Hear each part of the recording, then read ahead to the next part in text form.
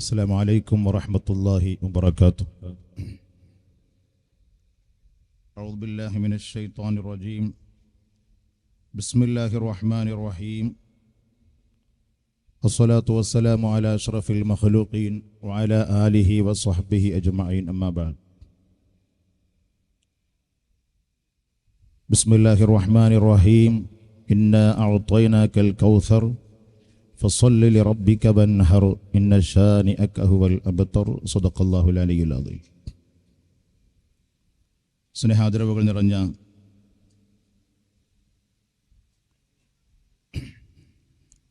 സാദാത്തുക്കളെ, പ്രിയപ്പെട്ട ഉസ്താദുമാരെ, നല്ലവരായ മുഅ്മിനീങ്ങളെ, മുഅ്മിനാത്തുകളെ, സുദീർഘമായി സംസാരിക്കുന്നില്ല, അതിനനുയോജ്യമായ സമയവുമല്ല. ധാരാളം പണ്ഡിതന്മാരും സാദാത്തുക്കളുമൊക്കെ നിറഞ്ഞ ഒരു വേദിയാണ്. അവരുടെയൊക്കെ ഉജ്ജ്വലമായ പ്രഭാഷണങ്ങളും ദുആയുമൊക്കെ ഇവിടെ നടക്കാനുള്ളത് കൊണ്ട് വളരെ കുറഞ്ഞ സമയം മാത്രം എടുത്ത് സംസാരിച്ചുകൊണ്ട് ഞാൻ അവസാനിപ്പിക്കും ഇൻഷാ അല്ലാഹ്. നമ്മുടെ നാട്, മൊത്തത്തിൽ കേരളം തന്നെ ഏറ്റവും മഹത്തായ പൈതൃകമുള്ള, ഒരുപാട് അനുഗ്രഹങ്ങളുള്ള ഒരു നാടാണ്. പുണ്യപ്രവാചകർ അഷ്റഫുൽ ഖൽഖ് സ്വല്ലല്ലാഹു അലൈഹി വസല്ലമ തങ്ങളുടെ കാലഘട്ടത്തിൽ തന്നെ വിശുദ്ധമാകുന്ന ഇസ്ലാമിൻ്റെ സന്ദേശം ലഭിക്കാൻ സാധ്യമായ അപൂർവം ഇടങ്ങളിലൊന്നാണ് നമ്മുടെ ഈ കൊച്ചു കേരളം. മഹാരഥന്മാരായ സ്വഹാബത്ത് നേരിട്ട് ദഅവത്ത് നടത്തിയ അപൂർവം സ്ഥലങ്ങളിൽ ഒന്നുകൂടിയാണ് കേരളം. ഹബീബായ മുത്തുനബി സ്വല്ലല്ലാഹു അലൈഹി വസല്ലമ തങ്ങളുടെ പരിശുദ്ധമായ ശരീരം റൗള ഷരീഫിലേക്ക് ഇറക്കി വെക്കുന്ന ആ ചടങ്ങിന്, ഹബീബിന്റെ ശറഫാക്കപ്പെട്ട ശരീരത്തെ മറവ് ചെയ്യുന്ന പവിത്രമായ ചടങ്ങിന് നേതൃത്വം കൊടുത്ത സ്വഹാബി പ്രമുഖനായ മുഗീറത്ത് ഇബ്നു ശുഅബ റളിയല്ലാഹു അൻഹു പോലും നമ്മുടെ നാട്ടിൽ ഇസ്ലാമിക ദഅവത്തിന് നേതൃത്വം കൊടുത്തു എന്നത് തന്നെ ഈ നാടിന്റെ ഒരു വലിയ പ്രത്യേകതയാണ്.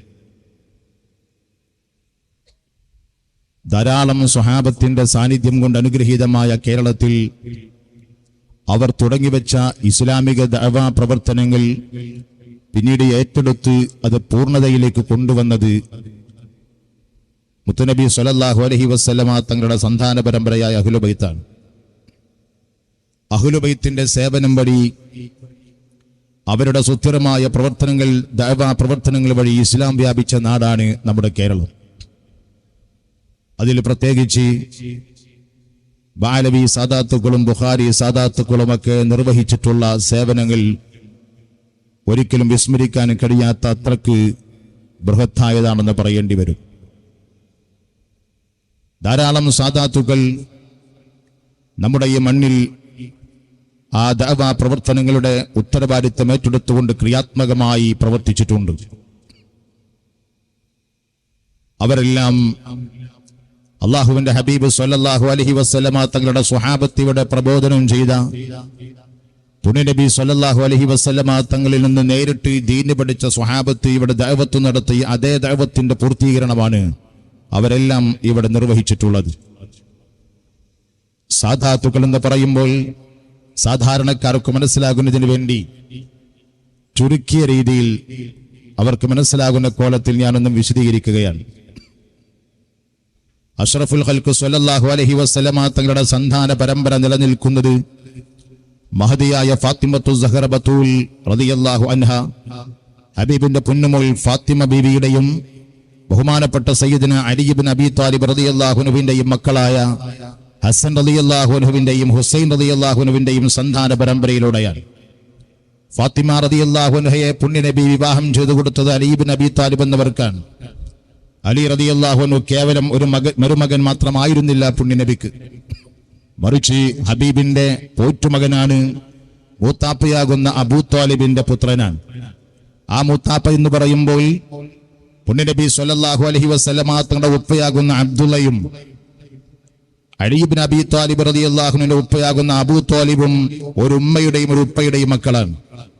അബ്ദുൽ മുത്തലിബിന് 19-ലധികം മക്കളുണ്ട് എന്നാണ്, അതല്ല 27 മക്കളുണ്ടായിരുന്നു എന്നും കാണുന്നു. പറഞ്ഞു വരുന്നത് അക്കൂട്ടത്തിൽ മുത്ത് റസൂലുള്ളാഹി സ്വല്ലല്ലാഹു അലൈഹി വസല്ലമ തങ്ങളുടെ പിതാവാകുന്ന അബ്ദുള്ളയും ബഹുമാനപ്പെട്ട അലി ഇബ്നു അബീ ത്വാലിബ് റളിയല്ലാഹു അൻഹുവിന്റെ പിതാവായ അബൂ ത്വാലിബും ഒരു ഉമ്മയുടെയും ഒരു ഉപ്പയുടെയും മക്കളായിരുന്നു. അതുകൊണ്ടാണ് അബ്ദുൽ മുത്തലിബ് എന്ന വല്യപ്പ പുണ്യനബിയുടെ സംരക്ഷണ ചുമതല ഏറ്റെടുക്കാൻ വേണ്ടി തന്റെ മക്കളെ കൂട്ടത്തിൽ സമ്പന്നന്മാർ ധാരാളം ഉണ്ടായിട്ടും അബൂ ത്വാലിബിനെ വിളിച്ചുകൊണ്ട് അദ്ദേഹത്തെ ഹബീബായ നബി തങ്ങളുടെ സംരക്ഷണ ചുമതല ഏൽപ്പിച്ചിരുന്ന് കാണാം. ഞാൻ പറഞ്ഞു വരുന്നത്, ഹബീബായ നബി സല്ലല്ലാഹു അലൈഹി വസല്ലമ തങ്ങളുടെ സന്താന പരമ്പര നിലനിൽക്കുന്നത് ഫാത്തിമ ബീവിയിലൂടെയാണ്. ഫാത്തിമ ബീവിയുടെ ഭർത്താവാകുന്ന സയ്യിദുനാ അലിയുൽ മുർത്തള തങ്ങൾ ഹബീബായ നബി തങ്ങളുടെ പോറ്റുമകനും മുത്താപ്പയുടെ മകനും കൂടിയാണ്. അവരുടെ മക്കളായ ഹസൻ റളിയല്ലാഹു അൻഹുവിന്റെയും ഹുസൈൻ റളിയല്ലാഹു അൻഹുവിന്റെയും സന്താന പരമ്പരക്കാണ് സാദാത്തുകൾ, സയ്യിദന്മാർ, കേരളക്കാർ തങ്ങന്മാർ എന്ന് വിളിക്കുന്നത്. അക്കൂട്ടത്തിൽപ്പെട്ട ധാരാളം സയ്യിദന്മാർ നമ്മുടെ കേരളത്തിന്റെ മണ്ണിലേക്ക് കടന്നു വന്നിട്ടുണ്ട്. എണ്ണിയാലൊടുങ്ങാത്ത അത്രയും സാദാത്തുക്കളാൽ സമ്പന്നമാണ് നമ്മുടെ ഈ കേരളം. ഏകദേശം ലോകവ്യാപകമായി പഠിക്കുകയാണെങ്കിൽ തന്നെ 80-ലധികം കബീലകളായി സാദാത്തുക്കൾ ലോകത്താകമാനം വ്യാപിച്ചിട്ടുണ്ടെന്നാണ് പറയപ്പെടുന്നത്. നമ്മുടെ കേരളത്തിൽ മാത്രം 40ഓളം കബീലകളിൽപ്പെട്ട സയ്യിദന്മാരുണ്ട്. അക്കൂട്ടത്തിൽ ഏറ്റവും പ്രഗത്ഭരായ, ഏറ്റവും മഷ്ഹൂറായിട്ടുള്ള സാദാത്തുക്കളാണ് ഹൈദറൂസി സയ്യിദന്മാർ. ആരാണവർ? ബഹുമാനപ്പെട്ട സയ്യിദ് അബ്ദുല്ലാഹിൽ ഹൈദറൂസ്, ബഹുമാനപ്പെട്ട സയ്യിദ് അബൂബക്കർ സക്കറാൻ, സയ്യിദന ഹുസൈൻ റളിയല്ലാഹു അൻഹുവിന്റെ മകൻ ബഹുമാനപ്പെട്ട സയ്യിദ് ഹുസൈൻ റളിയല്ലാഹു തആല അൻഹുവിന്റെ പുത്രനാകുന്ന അലി സൈനുൽ ആബിദീൻ എന്നവരുടെ മകൻ മുഹമ്മദുൽ ബാഖിറിന്റെ മകൻ സയ്യിദന ജഅഫർ സ്വാദിഖ് റളിയല്ലാഹു അൻഹു, അവരുടെ പുത്രനായ സയ്യിദന അലിയിൽ ഉറൈദ് റളിയല്ലാഹു അൻഹു, അവരുടെ പുത്രനായ സയ്യിദന മുഹമ്മദ് ജമാലുദ്ദീൻ, അവരുടെ പുത്രനായ സയ്യിദന ഈസ നഖീബ്, അവരുടെ പുത്രനായ സയ്യിദ് അഹ്മദുൽ മുഹാജിർ, അവരുടെ പുത്രനായ സയ്യിദ് ഉബൈദുള്ള, അവരുടെ മകൻ സയ്യിദ് അലബി അൽ മുബ്തക്കിർ, അവരുടെ മകനായ മുഹമ്മദ്, അവരുടെ പുത്രനായ സയ്യിദ് അലബി, അവരുടെ പുത്രനായ സയ്യിദ് അലി ഖാലി ഖസം, അവരുടെ മകനായ സയ്യിദ് മുഹമ്മദ് സാഹിബുൽ മിർബാത്ത്, അവരുടെ പുത്രനായ സയ്യിദ് അലി റളിയല്ലാഹു അൻഹു, അവരുടെ മകനായ സയ്യിദ് മുഹമ്മദ് ഫഖീഹുൽ മുഖദ്ദം, അവരുടെ മകനായ സയ്യിദ് അലവി അൽ ഗയൂർ, അവരുടെ മകനായ സയ്യിദ് അലി മൗലദ് ദറഖ്, അവരുടെ പുത്രനായ സയ്യിദ് മുഹമ്മദ് മൗലദ് ദവീല, അവരുടെ പുത്രനായ സയ്യിദ് അബ്ദുറഹ്മാൻ സഖാഫ്, അവരുടെ മകനാണ് ലോക പ്രശസ്ത സൂഫിയായിരുന്ന സയ്യിദ് അബൂബക്കർ സക്കറാൻ റളിയല്ലാഹു അൻഹു. ഈ അബൂബക്കർ സക്കറാന്റെ പുത്രനാണ് ബഹുമാനപ്പെട്ട സയ്യിദ് അബ്ദുല്ലാഹിൽ ഹൈദറൂസ്. ഹബീബായ നബി സല്ലല്ലാഹു അലൈഹി വസല്ലമ തങ്ങളുടെ 24ാമത്തെ പൗത്രനാണ്. ഹുസൈൻ റളിയല്ലാഹു അൻഹുവിന്റെ സന്താന പരമ്പരയിൽ വഴി 24ാമത്തെ പൗത്രനാണ് ബഹുമാനപ്പെട്ട സയ്യിദന അബ്ദുല്ലാഹിൽ ഹൈദറൂസ് റളിയല്ലാഹു അൻഹു. ബഹുമാനനായ അബൂബക്കർ സക്കറാൻ മകന് പേര് വെച്ചത് അബ്ദുള്ള എന്നാണ്. എന്നാൽ വെല്ലുപ്പയാകുന്ന അബ്ദുറഹ്മാൻ സഖാഫ്, ലോക പ്രശസ്ത സൂഫി വര്യനായ അബ്ദുറഹ്മാൻ സഖാഫ് റളിയല്ലാഹു അൻഹു മഹാനവറുകളെ സംബന്ധിച്ച് അദ്ദേഹത്തിന്റെ ചരിത്രം അടയാളപ്പെടുത്തിയ 10 വാല്യങ്ങളുടെ കിതാബ് തന്നെ രചിക്കപ്പെട്ടിട്ടുണ്ട്. അത്രമേൽ പ്രഗത്ഭനായിരുന്നു ബഹുമാനപ്പെട്ട സയ്യിദ് അബ്ദുറഹ്മാൻ സഖാഫ് റളിയല്ലാഹു അൻഹു. മഹാനവറുകൾ തന്റെ പേരക്കുട്ടിക്ക് തന്റെ മകനാകുന്ന അബൂബക്കർ സക്കറാന്റെ മകൻ അബ്ദുള്ള എന്നവർക്ക് തന്റെ മകൻ വെച്ചിട്ടുള്ള അബ്ദുള്ള എന്ന പേരിന്റെ കൂടെ ഹൈദറൂസ് എന്ന പേര് കൂടി ചേർത്ത് വിളിക്കുകയുണ്ടായി. ആ പേരിലാണ് അദ്ദേഹത്തിന്റെ പരമ്പര ലോകത്തറിയപ്പെട്ടത്. ആ അബ്ദുല്ലാഹിൽ ഹൈദറൂസ് തങ്ങളുടെ സന്താന പരമ്പരക്കാണ് ഹൈദറൂസ് സയ്യിദന്മാർ എന്ന് വിളിച്ചുകൊണ്ടിരിക്കുന്നത്. ആ കബീലയിൽ നിന്ന് ധാരാളം ആളുകൾ ലോകത്തിന്റെ നാനാഭാഗത്തേക്കും ഇസ്ലാമിക ദഅവത്തുമായി കടന്നുപോയിട്ടുണ്ട്. അക്കൂട്ടത്തിൽ നമ്മുടെ ഇന്ത്യയിലേക്കും മഹാരഥന്മാരാകുന്ന ഹൈദറൂസി സയ്യിദന്മാർ കടന്നു വരികയുണ്ടായി. മഹാനായ സയ്യിദ് അബ്ദുല്ലാഹിൽ ഹൈദറൂസ് തങ്ങളുടെ മകൻ ഷെയ്ഖ് എന്നവരുടെ മകന്റെ മകനാകുന്ന ഷെയ്ഖ് ബിൻ അബ്ദുല്ലാഹിൽ ഹൈദറൂസ്, മഹാനായ ഷെയ്ഖ് ബിൻ അബ്ദുല്ലാഹിൽ ഹൈദറൂസും അദ്ദേഹത്തിന്റെ സഹോദരനാകുന്ന ഹുസൈൻ ഹൈദറൂസും ഇന്ത്യയിലേക്ക് സൂറത്തിലേക്ക് കടന്നു വരികയുണ്ടായി. ഗുജറാത്തിലെ സൂറത്തിൽ വരികയും അവിടെ രാജകുടുംബത്തിൽ നിന്ന് വിവാഹം ചെയ്യുകയും ചെയ്തു. അതുവഴി ഇന്ത്യയിൽ വലിയ സ്വീകാര്യത അവർക്ക് ലഭിക്കുകയുണ്ടായി. ആ സ്വീകാര്യത ഉപയോഗിച്ചുകൊണ്ടാണ് ഇന്ത്യയിലേക്ക് വ്യാപകമായി ഹദറമി സയ്യിദന്മാരുടെ കടന്നുകയറ്റമുണ്ടായത്. ഹദർമൗത്തിൽ നിന്ന് യമനിൽ നിന്ന് ധാരാളം സയ്യിദന്മാർ ഇന്ത്യയിലേക്ക് കടക്കാൻ കാരണം അബ്ദുല്ലാഹിൽ ഐദ്രൂസ് തങ്ങളുടെ പൗത്രനാകുന്ന ഷെയ്ഖ് ബിൻ അബ്ദുല്ലാഹിൽ ഐദ്രൂസും ബഹുമാനപ്പെട്ട ഹുസൈൻ ഐദ്രൂസും ഈ രണ്ടുപേരും ഹിജ്റ 900 ആദ്യ ഭാഗത്തിൽ തന്നെ ഇന്ത്യയിലേക്ക് പ്രവേശിച്ചിട്ടുണ്ട്. ആ രണ്ട് മഹത്തുക്കൾ ഇന്ത്യയിലേക്ക് കടന്നതോടുകൂടി ഗുജറാത്തിലെ സൂറത്ത് കേന്ദ്രീകരിച്ചുകൊണ്ടവർ ഇസ്ലാമിക ദഅവത്തിന് നേതൃത്വം കൊടുത്തുകൊണ്ടിരുന്നു. അതിൽപ്പെട്ട ഷെയ്ഖ് ബിൻ അബ്ദുല്ലാഹിൽ ഐദ്രൂസ് എന്നവർ അവിടെയുള്ള രാജകുടുംബത്തിന് വിവാഹം ചെയ്തതോടെ അദ്ദേഹത്തിന് ഇവിടെ വലിയ സ്വീകാര്യത ലഭിച്ചു. ആ സ്വീകാര്യത ഉപയോഗപ്പെടുത്തിക്കൊണ്ട് ധാരാളം സൗകര്യങ്ങൾ അദ്ദേഹത്തിന് ലഭിക്കുകയുണ്ടായി കൊട്ടാരത്തിൽ. ആ സ്വീകാര്യത ഉപയോഗപ്പെടുത്തിക്കൊണ്ടാണ് ഹദറമി സയ്യിദന്മാർ വ്യാപകമായി ഇന്ത്യയിലേക്ക് പ്രവേശിച്ചത്. മലബാറിലേക്ക് വന്ന സാദാത്തുക്കളെ മുഴുവനും എടുത്തു പരിശോധിച്ചു കഴിഞ്ഞാൽ അവരൊക്കെയും കടന്നു വന്നത് സൂറത്ത് വഴിയാണ്. ഇവിടെ വന്ന മുഴുവൻ മശായിഖന്മാരുടെ സയ്യിദന്മാരുടെയും ഷെയ്ഖ് പരമ്പര പരിശോധിക്കുമ്പോൾ, അവരുടെ ത്വരീഖത്തിന്റെ പരമ്പര പരിശോധിക്കുമ്പോൾ, മശായിഖന്മാരെ എടുക്കുമ്പോൾ സൂറത്തിലെ ഐദ്രൂസി സയ്യിദന്മാരിലൂടെയാണ് കടന്നു പോകുന്നത്. ഞാൻ പറഞ്ഞു വരുന്നത് ഹദർമൗത്തിൽ നിന്നും ഇന്ത്യയിലേക്ക് കടന്നു വന്നിട്ടുള്ള സാദാത്തുക്കളിൽ ഏറ്റവും ആദ്യം കടന്നു വന്ന സാദാത്തുക്കൾ തന്നെ ഐദ്രൂസി സയ്യിദന്മാരാണ്. മഹാനായ ഷെയ്ഖ് ബിൻ അബ്ദുല്ലാഹിൽ ഐദ്രൂസും സഹോദരനാകുന്ന ഹുസൈൻ ഐദ്രൂസും മലബാറിലേക്ക് കടന്നു വന്നതോടുകൂടി മറ്റു കബീലകളിൽപ്പെട്ട സാദാത്തുക്കൾ കൂടി യമനിൽ നിന്ന് ഇന്ത്യയിലേക്ക് പ്രവേശിക്കുകയുണ്ടായി. നിങ്ങൾ ഉത്തരേന്ത്യയുടെ പല ഭാഗത്തേക്കും സഞ്ചരിക്കുമ്പോൾ നിങ്ങൾക്ക് അവിടെ ധാരാളം കബീലകളിൽപ്പെട്ട സയ്യിദന്മാരെ കാണാൻ കഴിയും. അവരുടെയൊക്കെ പ്രപിതാക്കന്മാരുടെ ചരിത്രം പരിശോധിച്ചു കഴിഞ്ഞാൽ ഈ ഷെയ്ഖ് ബിൻ അബ്ദുല്ലാഹിൽ ഐദ്രൂസ് തങ്ങളുടെ സാന്നിധ്യം അവരുടെയൊക്കെ ഇന്ത്യയിലേക്കുള്ള രംഗപ്രവേശനത്തിന്റെ പിന്നിൽ വളരെ വ്യക്തമായി നമുക്ക് കാണാൻ കഴിയുന്നുണ്ട്. മലബാറിലേക്ക് വന്ന ആദ്യത്തെ ഹദറമി സയ്യിദ് എന്ന് നമ്മൾ പറയുന്നത്, നമ്മൾ ചരിത്രത്തിൽ അടയാളപ്പെടുത്തിയിട്ടുള്ളത് ബഹുമാനപ്പെട്ട കൊയിലാണ്ടി വലിയകം മഖാമിൽ അന്ത്യവിശ്രമം കൊള്ളുന്ന ബഹുമാനപ്പെട്ട സയ്യിദ് മുഹമ്മദ് ജമാലുദ്ദീൻ അൽ വഹത്തി എന്ന വലിയ സീതി കോയ തങ്ങളാണ്. അദ്ദേഹമാണ് കേരളത്തിന്റെ മണ്ണിലേക്ക് ആദ്യമായി ഹദർമൗത്തിൽ എന്ന് വന്ന സയ്യിദ് എന്നാണ് ചരിത്രത്തിൽ രേഖപ്പെടുത്തിയിട്ടുള്ളത്. എന്നാൽ അതിനു മുമ്പും ഒറ്റപ്പെട്ട സാദാത്തുക്കളുടെ സാന്നിധ്യം, ഹദർമികളുടെ സാന്നിധ്യം മലബാറിൽ ഉണ്ടായിട്ടുണ്ട്. ബഹുമാനപ്പെട്ട ഷെയ്ഖ് മുശൈഖ് റളിയല്ലാഹു അൻഹുവിന്റെ പുത്രനായ സയ്യിദ് അബ്ദുല്ലാഹ് മുശൈഖ് എന്നവർ ഹിജ്റ 900 തുടക്കത്തിൽ തന്നെ മലബാറിൽ പ്രവേശിച്ചതായി ചരിത്ര ഗ്രന്ഥങ്ങളിൽ കാണാൻ കഴിയുന്നുണ്ട്. പക്ഷെ ഇവിടെ രേഖപ്പെടുത്തപ്പെട്ടത് കേരളത്തിന് ആദ്യത്തെ ഹദറമി സയ്യിദ് എന്ന് വളരെ കൃത്യമായി ചരിത്രത്തിൽ അടയാളപ്പെടുത്തപ്പെട്ടത് ബഹുമാനപ്പെട്ട സയ്യിദ് മുഹമ്മദ് ബിൻ ഹാമിദ് അൽ വഹത്തി എന്ന വലിയ സീതി കോയ തങ്ങളാണ്. അദ്ദേഹം ഈ മലബാറിലേക്ക് വരുന്നത് സൂറത്ത് വഴിയാണ്. അദ്ദേഹത്തിന്റെ ഷെയ്ഖ് ഞാൻ നേരത്തെ സൂചിപ്പിച്ച ഷെയ്ഖ് ബിൻ അബ്ദുല്ലാഹിൽ ഐദ്രൂസ് റളിയല്ലാഹു അൻഹു ആണ്. അദ്ദേഹം ലോക പ്രശസ്തനായ സൂഫിയായിരുന്നു. ഇന്ത്യയിലേക്ക് കേരളത്തിലേക്ക് കടന്നു വന്ന മുഹമ്മദ് ബിൻ ഹാമിദ് എന്ന വലിയ സീതി കോയ തങ്ങൾ കേരളത്തിന്റെ മണ്ണിലേക്ക് പിൽക്കാലത്ത് അദ്ദേഹത്തിന്റെ വരവിന് ശേഷം ധാരാളം സയ്യിദന്മാർ കടന്നു വരികയുണ്ടായി. എത്രയോ സാദാത്തുക്കൾ കേരളത്തിലെ ഇസ്ലാമിക നവോത്ഥാന പ്രവർത്തനങ്ങൾക്ക് നേതൃത്വം കൊടുത്ത മഹാനായ ഷെയ്ഖ് ജിഫ്രി റഹിമഹുല്ല, ലോക പ്രശസ്തനായ സൂഫി വര്യനും പണ്ഡിതനുമായ ഷെയ്ഖ് ജിഫ്രി റളിയല്ലാഹു അൻഹു മലബാറിലേക്ക് വരുന്നത് ഈ മഹാനായ കൊയിലാണ്ടി വലിയകം മഖാമിൽ അന്ത്യവിശ്രമം കൊള്ളുന്ന സയ്യിദ് മുഹമ്മദ് ബിൻ ഹാമിദ് എന്ന വലിയ സീതി കോയ തങ്ങളെ കാണാനും അദ്ദേഹത്തിൽ നിന്ന് ത്വരീഖത്ത് സ്വീകരിക്കാനുമായിരുന്നു. പക്ഷേ അന്നത്തെ സമൂതിരി അദ്ദേഹത്തെ ഇവിടെ താമസിപ്പിക്കുകയായിരുന്നു.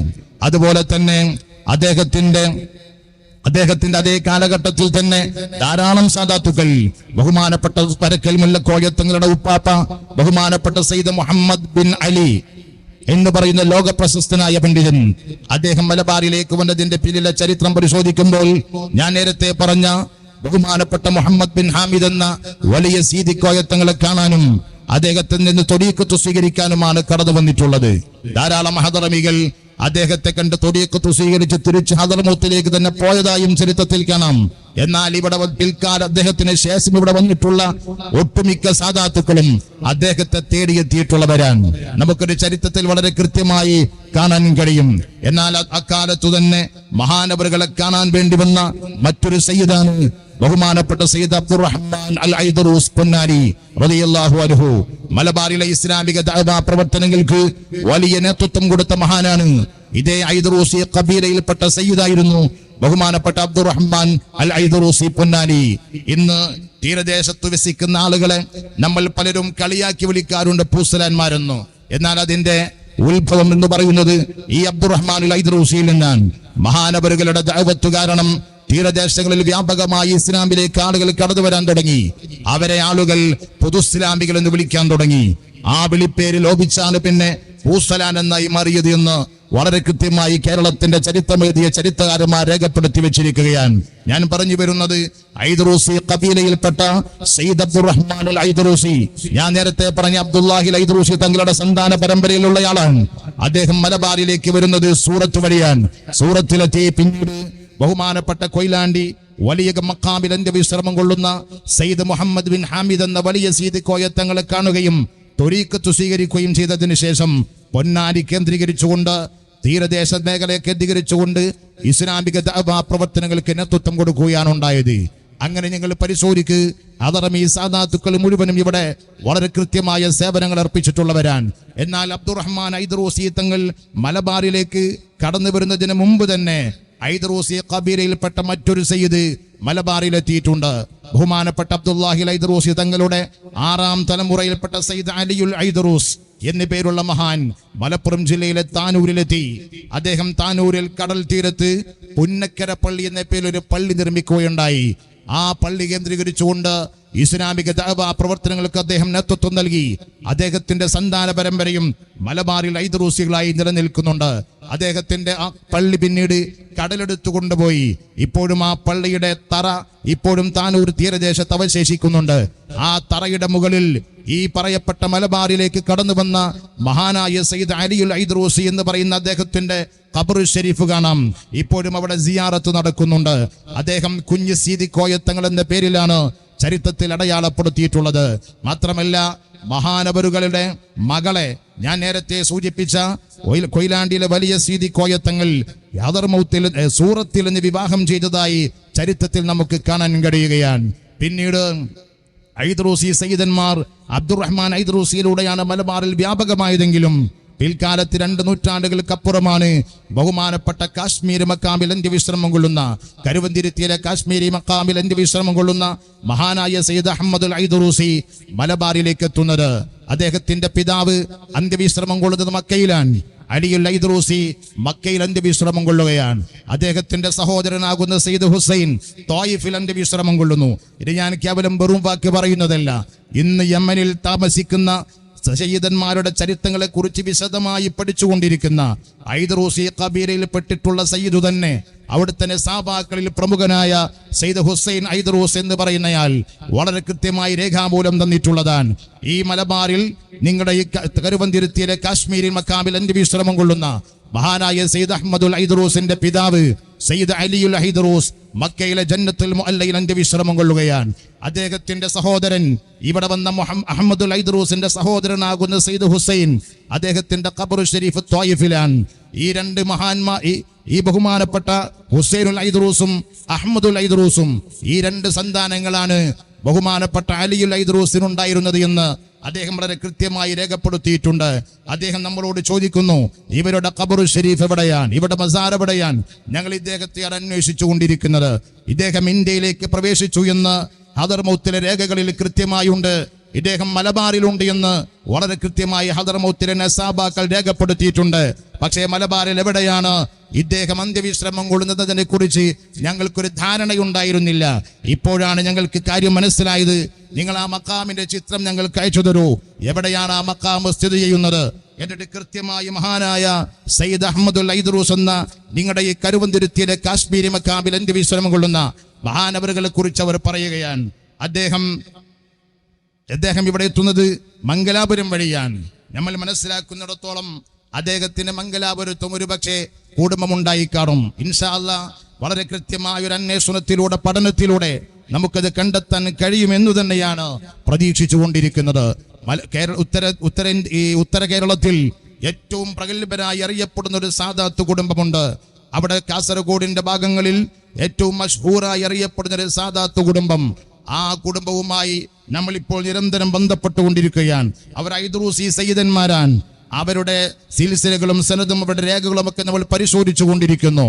അവർ ഒരു പക്ഷേ നിങ്ങളുടെ ഈ കരുവന്തിരുത്തിയിൽ അന്ത്യവിശ്രമം കൊള്ളുന്ന മഹാനായ സയ്യിദ് അഹമ്മദുൽ ഐദ്റൂസിന്റെ പിന്മുറക്കാരാകാനുള്ള സാധ്യതയാണ് ചരിത്രം പരിശോധിക്കുമ്പോൾ നമുക്ക് കാണാനും കഴിയുന്നത്.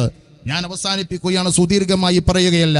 ബഹുമാനപ്പെട്ട സയ്യിദ് അഹമ്മദുൽ ഐദ്റൂസ് എന്നവരുടെ മകന്റെ മകൻ എന്നാണ് എനിക്ക് മനസ്സിലാകുന്നത്. അദ്ദേഹത്തിന്റെ മകന്റെ മകനാവാം ബഹുമാനപ്പെട്ട ലക്കിടിയിൽ അന്ത്യവിശ്രമം കൊള്ളുന്ന സയ്യിദ് അബ്ദുള്ള റിഫായി എന്ന വെളുത്ത കോയത്തങ്ങളുടെ മകളെ വിവാഹം ചെയ്തിട്ടുണ്ട്. ഇന്ന് പാലക്കാട് മുണ്ടൂരിൽ അന്ത്യവിശ്രമം കൊള്ളുന്ന മുഹമ്മദ് കോയക്കുട്ടി തങ്ങളിൽ ഐദ്റൂസി കരുവന്തിരുത്തിയിലെ പുത്തൻപുരക്കലെന്ന് അവരുടെ ആധാരങ്ങളിൽ കൃത്യമായി രേഖപ്പെടുത്തിയിട്ടുണ്ട്. ഇവർക്കറിയുമോ എന്നറിയില്ല. അവർ കൃത്യമായി പറയുന്നു, ഞങ്ങൾ അഹമ്മദുൽ ഐദ്റൂസി എന്ന കരുവന്തിരുത്തിയിലെ കാശ്മീരി മക്കാമിൽ അന്ത്യവിശ്രമം കൊള്ളുന്ന മഹാന്റെ സന്താന പരമ്പരയാണ്. അവരങ്ങനെ തന്നെ വിശ്വസിച്ചു വരുന്നു. മാത്രമല്ല, അവരുടെ രേഖകൾ വളരെ കൃത്യമായി നമുക്ക് കാണിച്ചു തന്നിടത്തൊക്കെ കരുവന്തുരുത്തി പുത്തൻപുരക്കലെ അഹമ്മദുൽ ഐദ്റൂസിന്റെ പരമ്പരയാണെന്ന് അവർ എഴുതി വെച്ചിട്ടുണ്ട്. ഇദ്ദേഹത്തിന്റെ മകന്റെ മകനാകാനാണ് സാധ്യത എന്നാണ് നമുക്ക് മനസ്സിലാകുന്നത്. മഹാനായ ബഹുമാനപ്പെട്ട അബ്ദുള്ള റിഫായി എന്ന വെളുത്ത കോയ തങ്ങളുടെ മകളെയാണ് അവർ വിവാഹം ചെയ്തത്. അബ്ദുള്ള റിഫായി മലബാറിലെ ആത്മീയതയുടെ അപ്പോസ്തലനായിരുന്നു. മലബാറിലെ സുമ്മിന്റെ ഇജാസ്, 3 തരത്തിലുള്ള സുമ്മിന്റെ ഇജാസത്തുകൾ മലബാറിൽ വ്യാപകമാക്കിയത് ബഹുമാനപ്പെട്ട സയ്യിദ് അബ്ദുള്ള റിഫായിയാൻ. അദ്ദേഹത്തിന്റെ പിതാവ് ബഹുമാനപ്പെട്ട സയ്യിദ് മുഹമ്മദ് അൽ ബസ്റാവി അൽ ഹുസൈനി റിഫായി ലോക പ്രശസ്തനായ സയ്യിദാൻ. ലോക പ്രശസ്തനാണ് അദ്ദേഹം. ലോകത്തിന്റെ വിവിധ ഭാഗങ്ങളിൽ സഞ്ചരിച്ചു. ബസ്രയിൽ ജനിച്ച് മദീനയിൽ സന്ദർശിച്ചു. അതുപോലെ തന്നെ ഫലസ്തീനിൽ സന്ദർശിച്ചു. ഫലസ്തീനിൽ അദ്ദേഹത്തിന്റെ സന്താന പരമ്പര പോലുമുണ്ട്. അങ്ങനെ അവർ യമനിലെ അദനിലെത്തുകയും അദനിൽ നിന്ന് മഹാനായ ഖുതുബുസ്സമാൻ മംബ്രം സയ്യിദ് അലവി തങ്ങളുടെ ക്ഷണം സ്വീകരിച്ചുകൊണ്ട് മലബാറിലേക്ക് കടന്നു വരികയും അദ്ദേഹത്തിന്റെ മഖാം എന്ന് തിരൂരിലെ പറവണ്ണ ജുമഅത്ത് പള്ളിയുടെ മുമ്പിൽ അദ്ദേഹം അന്ത്യവിശ്രമം കൊള്ളുകയാണ്. അദ്ദേഹത്തിന്റെ മകനാണ് ലക്കിടിയിൽ അന്ത്യവിശ്രമം കൊള്ളുന്ന ബഹുമാനപ്പെട്ട സയ്യിദ് അബ്ദുള്ള റിഫായി. ആ അബ്ദുള്ള റിഫായിയുടെ മകളെയാണ് ഈ കാശ്മീരി മഖാമിൽ അന്തിയിറങ്ങുന്ന അഹമ്മദുൽ ഐദ്റൂസിന്റെ പൗത്രനെ വിവാഹം ചെയ്തിട്ടുള്ളത്. ഇങ്ങനെ ഇവിടുത്തെ സാധാത്തുക്കളുമായി കൃത്യമായ കാലം മുതലേ ബന്ധം സ്ഥാപിക്കുകയും അവരെ ആദരിക്കുകയും ബഹുമാനിക്കുകയും ചെയ്തിരുന്ന ഒരു വലിയ മഹാനാണ് നിങ്ങളുടെ ഈ നാട്ടിൽ അന്ത്യവിശ്രമം കൊള്ളുന്നത്. അതുമാത്രമല്ല, ഇവിടെ ബുഖാരി സാദാത്തുക്കളുടെ സാന്നിധ്യമുണ്ട്. മലബാറിലേക്ക് ഏറ്റവും ആദ്യം കടന്നു വന്ന സാദാത്തുക്കൾ ബുഖാരികളാണെന്നാണ് ചരിത്രം രേഖപ്പെടുത്തിയിട്ടുള്ളത്. അതിനു മുമ്പും മലബാറിൽ സാദാത്തുക്കളുണ്ട്. കേരളത്തിൽ സാദാത്തുക്കളുടെ സാന്നിധ്യമുണ്ട്. നമുക്കറിയാം, തൃശ്ശൂരിലെ മന്ദലംകുന്ന് ജുമാ മസ്ജിദിന് മുമ്പിൽ ഒരു ഹദറമി സയ്യിദിന്റെ ഖബർ നമുക്ക് കാണാൻ കഴിയും. ഏതാണ്ട് 750-800ഓളം വർഷം പഴക്കമുള്ള ഒരു ഹദറമി സയ്യിദിന്റെ ഖബർ മന്ദലംകുന്ന് ജുമാ മസ്ജിദിന് മുമ്പിൽ നമുക്ക് കാണാനും കഴിയുന്നുണ്ട്. അതുപോലെ തന്നെ ഇവിടെ മറ്റു പല സാദാത്തുക്കളുടെയും ചരിത്രം പരിശോധിക്കുമ്പോൾ അവരൊക്കെ 500-600 വർഷങ്ങൾക്ക് മുമ്പ് തന്നെ മലബാറിലേക്ക്, കേരളത്തിലേക്ക് പ്രവേശിച്ചവരായിട്ടാണ് മനസ്സിലാകുന്നത്. ഏതായിരുന്നാലും ചരിത്രം രേഖപ്പെടുത്തിയത് പ്രകാരം മലബാറിൽ ആദ്യത്തെ സയ്യിദ് ബഹുമാനപ്പെട്ട സയ്യിദ് അഹമ്മദ് ജലാലുദ്ദീൻ ബുഖാരി വളപട്ടണത്തെ അന്ത്യവിശ്രമം കൊള്ളുകയാണ്. മഹാനവറുകൾ ബഹുമാനപ്പെട്ട സയ്യിദ് ഹുസൈൻ റളിയല്ലാഹു അൻഹുവിന്റെ പരമ്പരയിൽ മൂസൽ കാദിം റളിയല്ലാഹു അൻഹുവിന്റെ പരമ്പര വഴി വരുന്ന സയ്യിദാൻ. ആദ്യകാലത്ത് അവർ കാദിമികൾ എന്നായിരുന്നു അറിയപ്പെട്ടിരുന്നത്. പിന്നീട് ജലാലികൾ എന്ന പേര് അറിയപ്പെട്ടു. പിന്നീട് മഹാനായ മഹ്മൂദുൽ ബുഖാരിയുടെ കാലം മുതൽ അവർ ബുഖാരികൾ എന്ന പേരിൽ അറിയപ്പെടുന്നു. മലബാറിലെ ഇസ്ലാമിക ദഅവാ പ്രവർത്തനങ്ങൾക്ക് ഹദറമി സയ്യിദന്മാർ ഏത് രീതിയിൽ നേതൃത്വം നൽകിയോ സമാനമായ രീതിയിൽ ഒട്ടും ലവലേശം കുറവില്ലാതെ മലബാറിലെ ഇസ്ലാമിക ദഅവാ പ്രവർത്തനങ്ങൾക്ക് നേതൃത്വം നൽകിയവരാണ് മലബാറിലെ ബുഖാരി സാദാത്തുക്കൾ. ആ ബുഖാരി സാദാത്തുക്കളുടെയും സാന്നിധ്യം കൊണ്ട് ഈ മണ്ണ് ധന്യമാൻ. നിങ്ങളുടെ ഈ നാടിൽ വലിയ അനുഗ്രഹം ചെയ്ത നാടാൻ, ഒരുപാട് മഹത്വമുള്ള നാടാൻ. പലതരത്തിലുള്ള സാധാത്തുക്കളാൽ നിങ്ങളുടെ ഈ നാട് സമ്പന്നമാണ്. പിന്നെയോ എത്രയോ സൂഫിയാക്കളുടെ സാന്നിധ്യം ഇവിടെ നൂറുദ്ദീൻ ഷെയ്ഖ് നമ്മുടെ തൊട്ടടുത്താൻ. അദ്ദേഹത്തിന്റെ സാന്നിധ്യം, അദ്ദേഹവും ബുഖാരികളും തമ്മിലൊരു ബന്ധമുണ്ട്. നമുക്കറിയാമല്ലോ, മഹാനായ അഹമ്മദ് ജലാലുദ്ദീൻ ബുഖാരി തങ്ങൾ മലബാറിലെത്തിയത് സിദ്ദീഖ് റളിയല്ലാഹു അൻഹുവിന്റെ സന്താന പരമ്പരയിൽപ്പെട്ട സീദി ഇബ്രാഹിം സിദ്ദീഖി റളിയല്ലാഹു അൻഹു കണ്ണൂരിലെ വളപട്ടണം കേന്ദ്രീകരിച്ചുകൊണ്ട് ഖാളിയായി ഇസ്ലാമിക ദഅവത്ത് നടത്തിക്കൊണ്ടിരിക്കുന്ന കാലത്താണ് അഹമ്മദ് ജലാലുദ്ദീൻ ബുഖാരി മലബാറിലേക്ക് കടന്നു വരുന്നത്. അദ്ദേഹം വന്നുകൊണ്ട് ബഹുമാനപ്പെട്ട സീദി ഇബ്രാഹിം സിദ്ദീഖിയുടെ പുത്രിയെയാണ് വിവാഹം ചെയ്തത്. അതുവഴിയുള്ള അവരുടെ സന്താന പരമ്പരയാണ് മലബാറിലെ ബുഖാരി സാദാത്തുക്കൾ. എന്നാൽ അദ്ദേഹത്തിന്റെ ഈ സീദി ഇബ്രാഹിം സിദ്ദീഖിയുടെ അതേ കാലഘട്ടത്തിൽ തന്നെയാണ് ഇറാഖിലെ ഹമദാനിൽ നിന്ന് ഉസ്മാനുൽ ഹമദാനി മലബാറിലേക്ക് വരുന്നത്. അദ്ദേഹവും ഈ കണ്ണൂരിലെ വളപട്ടണത്താണ് എത്തിയത്. അദ്ദേഹം വിവാഹം ചെയ്തത് ബഹുമാനപ്പെട്ട സീദി ഇബ്രാഹിം സിദ്ദീഖിയുടെ സഹോദരിയെയാണ്. ആ സീദി ഇബ്രാഹിം സിദ്ദീഖിന്റെ മകളെ വിവാഹം ചെയ്തു അഹമ്മദ് ജലാലുദ്ദീൻ ബുഖാരി, സഹോദരിയെ വിവാഹം ചെയ്തു ഉസ്മാനുൽ ഹമദാനി. ആ ഉസ്മാനുൽ ഹമദാനി അന്ത്യവിശ്രമം കൊള്ളുന്നത് കണ്ണൂരിലെ മെരുവമ്പായി മക്കാമിലാണ്.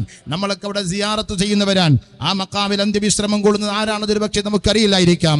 ബഹുമാനപ്പെട്ട ഉസ്മാനുൽ ഹമദാനി സുഹ്റവർദി ത്വരീഖത്തിന്റെ പ്രചാരണവുമായി ഇറാഖിലെ അഹമ്മദാനിയിൽ കടന്നു വന്നിട്ടുള്ള സയ്യിദ് ബഹുമാനപ്പെട്ട വലിയാണ്. അദ്ദേഹത്തിന്റെ പുത്രനാണ് പുറത്തിയിൽ അന്ത്യവിശ്രമം കൊള്ളുന്ന അബ്ദുൽ ഖാദിർ സാനി എന്ന പുറത്തിയിൽ ഷെയ്ഖ്. അദ്ദേഹത്തിന്റെ പുത്രനാണ് കമാലുദ്ദീൻ ഷെയ്ഖ്. ആ കമാലുദ്ദീൻ എന്നവരുടെ മകനാണ് നമ്മുടെ ഈ ചാലത്ത് അന്ത്യവിശ്രമം കൊള്ളുന്ന നൂറുദ്ദീൻ ഷെയ്ഖ്. ഇങ്ങനെ ഈ നാട് സാദാത്തുക്കളാലും അതുപോലെ തന്നെ സൂഫിയാക്കളാലും ധന്യമാണ്. അങ്ങനെ ഒരു ചൈതന്യം ഈ നാടിനുണ്ട്. ഈ ചൈതന്യം കെടാതെ കാത്തു സൂക്ഷിക്കേണ്ടത് നമ്മുടെയൊക്കെ ബാധ്യതയാണ്. അഹ്ലുൽ ബൈത്ത് നമ്മൾ ആദരിക്കപ്പെടേണ്ടവരാണ്. അള്ളാഹുവിന്റെ റസൂലിന്റെ സ്വല്ലല്ലാഹു അലൈഹി വസല്ലമ തങ്ങളുടെ പ്രിയപ്പെട്ട സന്താന പരമ്പരയാണ്. അവരുടെ അഷ്റഫുൽ ഖൽഖ് സ്വല്ലല്ലാഹു അലൈഹി വസല്ലമ തങ്ങളുടെ രക്തമാണവർ. അവരെ നമ്മൾ ആദരിക്കണം, അവരെ നമ്മൾ പരിഗണിക്കണം, അവർക്ക് നമ്മൾ പ്രഥമമായ പരിഗണന നൽകേണ്ടതുണ്ട്. അവരാണ് നമ്മുടെ ഈമാനിന് കാവൽ നിന്നത്. മലബാറിൽ ആകമാനം ഏതെല്ലാം കാലത്ത് പിഴച്ച വാദഗതിക്കാര് കയറെടുത്തു വന്നിട്ടുണ്ടോ അവരെയൊക്കെ പ്രതിരോധിക്കാൻ മുന്നിൽ നിന്നത് ഇവിടുത്തെ സാദാത്തുക്കളാണ്. നമുക്കറിയാമല്ലോ, ഷെയ്ഖ് ജിഫ്രി റഹിമഹുല്ല മലബാറിലെ ഇസ്ലാമിക ദഅവ പ്രവർത്തനങ്ങൾക്ക് വളരെ കൃത്യമായി നേതൃത്വം കൊടുത്ത മഹാനാൻ. ഇസ്ലാമിക ദഅവത്തിന് അഹ്ലുസ് സുന്നത്തി വൽ ജമാഅത്തിന്റെ ആശയ പ്രചരണ പ്രബോധന പ്രവർത്തനങ്ങൾക്ക് ഷെയ്ഖ് ജിഫ്രി മലബാറിൽ നേതൃത്വം കൊടുത്തതുപോലെ പിൽക്കാലത്തൊരു നേതൃത്വവും മലബാറിൽ ഉണ്ടായിട്ടില്ല. അത്രമേൽ കൃത്യമായ വളരെ പക്വമായ നേതൃത്വമാണ് ഷെയ്ഖ് ജിഫ്രി റഹിമഹുല്ലാ നൽകിയത്. ഇബ്ൻ അബ്ദുൽ വഹാബ് പിഴച്ച ചിന്താഗതിയുമായി നജ്ദിൽ ഇറങ്ങിപ്പുറപ്പെട്ട നാളിൽ ആദ്യമായി അദ്ദേഹത്തിന്റെ പിഴച്ച വാദഗതികൾക്കെതിരെയുള്ള ഒരു ഗ്രന്ഥം എഴുതിയത് നമ്മുടെ മലബാറിലെ കോഴിക്കോട്ടെ ഷെയ്ഖ് ജിഫ്രി റഹിമഹുല്ല ആ ആനമാട്ട് തെങ്ങിൻ തോപ്പിലിരുന്നു കൊണ്ടാണെന്ന് ചരിത്രം നമ്മെ പഠിപ്പിക്കുകയാണ്. അക്കാലം മുതൽ അന്നു മുതൽ മാത്രമല്ല, കൊണ്ടോട്ടി കേന്ദ്രീകരിച്ചുകൊണ്ട് ഒരു പിഴച്ച ത്വരീഖത്ത്, ഒരു ഫഖീർ അതേ പിഴച്ച വാദഗതികൾ ഉയർത്തിക്കൊണ്ടുവരാൻ തുടങ്ങിയപ്പോൾ, അദ്ദേഹം ഷിയ ആശയങ്ങൾ പ്രചരിപ്പിക്കാൻ തുടങ്ങിയപ്പോൾ അതിനെതിരെ ശക്തമായ പ്രതിരോധ പ്രവർത്തനങ്ങൾക്ക് നേതൃത്വം കൊടുത്തത് മഹാനായ ഷെയ്ഖ് ജിഫ്രി റഹിമഹുല്ലാ മഹാനവറുകളാണ്. മലബാറിൽ നമ്മൾ ചൊല്ലിവരുന്ന ഹദ്ദാദ് റാത്തീബിന് പ്രചാരം നൽകിയത് പോലും ഷെയ്ഖ് ജിഫ്രി ആയിരുന്നു. മഹാനാകുന്ന അബ്ദുല്ലാഹി ഹദ്ദാദ് തങ്ങൾ യമനിൽ ഷിയാക്കളുടെ രംഗപ്രവേശം ശക്തമാകുന്ന സമയത്ത് യമനിലെ സാധുക്കൾ വന്ന് അദ്ദേഹത്തോട് ഇതിനെ പ്രതിരോധിക്കാൻ എന്തെങ്കിലും ബിരുദ് പറഞ്ഞു തരൂ എന്ന് പറഞ്ഞപ്പോഴാണ് ഹദ്ദാദ് റാത്തീബ് ക്രോഡീകരിച്ചു കൊടുത്തത്. സമാനമായി മലബാറിൽ വിശുദ്ധമാകുന്ന ഇസ്ലാമിൽ വെള്ളം ചേർക്കാൻ വേണ്ടി ചിലർ ഇറങ്ങപ്രവേശനം ചെയ്തപ്പോൾ അതേ ഹദ്ദാദ് റാത്തീബ് പതിവാക്കാനാണ് ഷെയ്ഖ് ജിഫ്രി മലബാറിലെ മുസ്ലിങ്ങളോട് ആഹ്വാനം ചെയ്തത്. ഇങ്ങനെ മലബാറിലെ ഇസ്ലാമിക ദഅവാ പ്രവർത്തനങ്ങൾക്കും ഇവിടുത്തെ മുസ്ലിമിന്റെ ഈമാനിനും കാവൽ നിന്നത് ഈ സാദാത്തുക്കളാണ്. അഷ്റഫുൽ ഖൽഖ് സ്വല്ലല്ലാഹു അലൈഹി വസല്ലമ തങ്ങളുടെ സന്താന പരമ്പരയാണ്. അതിൽ പ്രത്യേകം ഹുസൈൻ റളിയല്ലാഹു അൻഹുവിന്റെ പരമ്പരയിൽപ്പെട്ടവരാണ് മലബാറിൽ വ്യാപകമായിട്ടുള്ളത്. എന്നാൽ ഹസൻ റളിയല്ലാഹു അൻഹുവിന്റെ പരമ്പരയിൽപ്പെട്ട സാദാത്തുക്കളും മലബാറിലുണ്ട്. താനൂരിലതാ ബഹുമാനപ്പെട്ട ഹാഷിം ജീലാനി, ഷെയ്ഖ് മുഹമ്മദ് ഹാഷിം ഹസനുൽ ജീലാനി അന്ത്യവിശ്രമം കൊള്ളുകയാണ്. അദ്ദേഹത്തിന്റെ സന്താന പരമ്പരയിലുള്ളവർ ഇന്നും മലബാറിലെ ഇസ്ലാമിക പ്രബോധന രംഗത്ത് നിറഞ്ഞു നിൽക്കുന്നവരാണ്. കവരത്തിൽ അന്ത്യവിശ്രമം കൊള്ളുന്ന കാസിം വലിയുള്ളാഹി തങ്ങളുടെ സന്താന പരമ്പര മലബാറിലെ ഇസ്ലാമിക ദഅവാ പ്രവർത്തനങ്ങൾക്ക് നേതൃത്വം നൽകിയവരാണ്. ഇങ്ങനെ ഹദറമികൾ മാത്രമല്ല, ഹുസൈനി പരമ്പരയുള്ളവർ മാത്രമല്ല, ഹസനി പരമ്പരയിലുള്ളവരാലും സമ്പന്നമാണ് കേരളം. ഈ കേരളത്തിന്റെ മണ്ണിൽ അങ്ങനെ സാദാത്തുക്കളുടെ വളരെ കൃത്യമായ ദഅവത്ത് നടന്നിട്ടുണ്ട്. നിങ്ങളൊന്ന് പരിശോധിച്ചു നോക്ക്. മഹാനായ ഖുതുബുസ്സമാൻ മംബറും സയ്യിദ് അലവി മൗലദ് ദബീല ഖദ്ദസല്ലാഹു സിർറഹുൽ അസീസ് മലബാറിലെ ഏറ്റവും വലിയ ദാഇയാരാണ്, മലബാറിലെ ഏറ്റവും വലിയ ദഅവത്ത് നടത്തിയ ആളാരാണെന്ന് ചരിത്രം പരിശോധിക്കുന്ന ഒരു വിദ്യാർത്ഥി പഠിക്കുകയാണെങ്കിൽ ആ വിദ്യാർത്ഥിക്ക് കണ്ടെത്താൻ കഴിയുന്ന പേര് മഹാനായ ഖുതുബുസ്സമാൻ മംബറും സയ്യിദ് അലവി മൗലദ് ദബീല ഖദ്ദസല്ലാഹു സിർറഹുൽ അസീസ് തങ്ങളാണ്. ഞാൻ വെറുതെ പറയുന്നതല്ല. ബ്രിട്ടീഷ് രേഖകൾ, ആർക്കൈവിലെ രേഖകൾ പരിശോധിച്ചു കഴിഞ്ഞാൽ മഹാനായ മമ്പുറം തങ്ങൾക്ക് മുമ്പും ശേഷവുമുള്ള മലബാറിലെ ഇസ്ലാമിക അംഗസംഖ്യ നിങ്ങൾ പരിശോധിച്ചു നോക്ക്. 1,00,000-ലധികം ആളുകൾ മഹാനവറുകളുടെ മുമ്പിൽ വന്ന് ഇസ്ലാം സ്വീകരിച്ചിട്ടുണ്ട് എന്ന് വളരെ കൃത്യമായി ചരിത്രം അടയാളപ്പെടുത്തിയിട്ടുണ്ട്. വെറും വാക്കല്ല, ഖുതുബുസ്സമാൻ എന്ന് വെറുതെ വിളിക്കുന്നതല്ല മമ്പുറത്തെ തങ്ങളെ. മഹാനായ ഖുതുബുസ്സമാൻ മമ്പുറം സയ്യിദ് അലവി തങ്ങൾ വളരെ കൃത്യമായി മലബാറിൽ ഇസ്ലാമിക പ്രബോധന പ്രവർത്തനങ്ങൾക്ക് നേതൃത്വം നൽകി. ഇവിടെ വന്നിട്ടുള്ള സാദാത്തുക്കൾ, ഹദറമികളും മറ്റു സാദാത്തുക്കളൊക്കെയും ഇവിടെ നിർവഹിച്ചിട്ടുള്ളത് പലതരത്തിലുള്ള ദഅവത്താണ്. ദീനിനകത്തുള്ള ദഅവത്ത്, ആത്മസംസ്കരണ പ്രവർത്തനങ്ങൾക്ക് ഇവിടെ നേതൃത്വം നൽകിയ സാദാത്തുക്കളുണ്ട്. അതിൽ മാത്രം ശ്രദ്ധ കേന്ദ്രീകരിച്ചവർ. ഇസ്ലാമിക ദഅവത്തിനപ്പുറത്ത് അവർ നിർവഹിച്ചിട്ടുള്ളത് മതത്തിന് ഉള്ളിലുള്ള സംസ്കരണ പ്രവർത്തനങ്ങളാണ്. എന്നാൽ ബഹുമാനപ്പെട്ട ഖുതുബുസ് സമാൻ മമ്പറും സയ്യിദ് അലവി തങ്ങൾ നിർവഹിച്ച ദഅവത്ത് മതത്തിന്റെ ഉള്ളിലുള്ള ദഅവത്തിനപ്പുറം മതത്തിന് പുറത്തുള്ള ദഅവത്ത് കൂടിയായിരുന്നു. അങ്ങനെ ആ ഹദറമികളുടെ കടന്നുവരവോടുകൂടിയാണ് മലബാർ ഇന്ന് കാണുന്ന രീതിയിൽ ഒരു ഇസ്ലാമിക ചൈതന്യമുള്ള നാടായി മാറിയത്. അതിവിടെ നിലനിൽക്കേണ്ടത് ആവശ്യമാണ്. ഒരുപാട് പറഞ്ഞാൽ അങ്ങനെ ഒരുപാട് പറഞ്ഞു പോകേണ്ടി വരും. ഇവിടെ ഒരുപാട് സാദാത്തുക്കളും സയ്യിദന്മാരും ഒക്കെ ഇരിക്കുന്നത് കൊണ്ട് ഞാൻ അവസാനിപ്പിക്കുകയാണ്. ഈ നാടിന്റെ ആത്മീയമായ ചൈതന്യം നിലനിൽക്കണം. അല്ലാഹു സുബ്ഹാനഹു വ തആല അതിന് നമുക്ക് തൗഫീഖ് നൽകട്ടെ. ആമീൻ. വആഖിറു ദഅവത്തിന അൽഹംദുലില്ലാഹി റബ്ബിൽ ആലമീൻ.